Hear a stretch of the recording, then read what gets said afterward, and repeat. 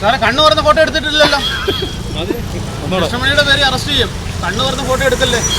ഈ കൃഷ്ണമണിക്കകത്ത് വെള്ളം അടിക്കാൻ പറ്റത്തില്ല. പൊന്നെ, ഞാൻ കാണാൻ ആഗ്രഹിക്കുന്നില്ല. ഞാൻ CM ഇതുവഴി പോയി കഴിഞ്ഞാൽ, രാജാവ് പോയാൽ ഞാൻ ഈ കസേരയുടെ 10 അടി ദൂരം മാറി നിന്ന് തൊഴുതുകൊണ്ടിരിക്കത്തേ ഉള്ളൂ. ഞാൻ ഒരു കാരണവശാലും എൻ്റെ രാജാവിൻ്റെ ദേഹത്ത് എൻ്റെ ദൃഷ്ടി പതിപ്പിക്കത്തില്ല.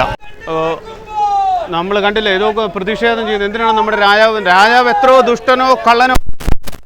രാജാവാണ്, നമ്മൾ അടിമകളാണ്, പ്രജകൾ. അപ്പം നമ്മൾ കുമ്പിട്ട് നിന്നേ പറ്റൂ.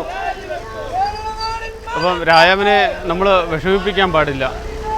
രാജാവിൻ്റെ മനസ്സ് എൻ്റെ ഒരു മുടിനാര് കാരണം എൻ്റെ രാജാവിൻ്റെ മനസ്സ് വിഷമിക്കരുത്. അതുകൊണ്ടാണ് ഈ വെളുത്ത കളറ് അടിച്ച് ഈ ത്യാഗം സഹിക്കുന്നത്. പ്രതിഷേധമല്ല, ഇതൊരു ത്യാഗം സഹിച്ചുകൊണ്ട് നിൽക്കുകയാണ്. പ്രധാനമന്ത്രി അതുപോലെ തന്നെയാണ്. പക്ഷേ അതുപോലെ തന്നെയാണ് സാർ, അതുപോലെ തന്നെയാണ്. ഞാനും ഒരു ജനപ്രതിനിധിയാണ്.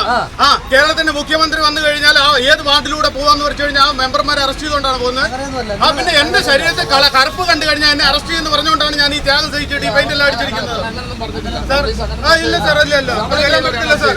സാർ ഞാൻ സാർ ഇല്ല സാർ, കറുപ്പ് കണ്ട അറസ്റ്റ് ചെയ്ത് പറഞ്ഞു സാർ. ഒരു മാറ്റം അവസാനമാണ് ഈ മുഖ്യമന്ത്രി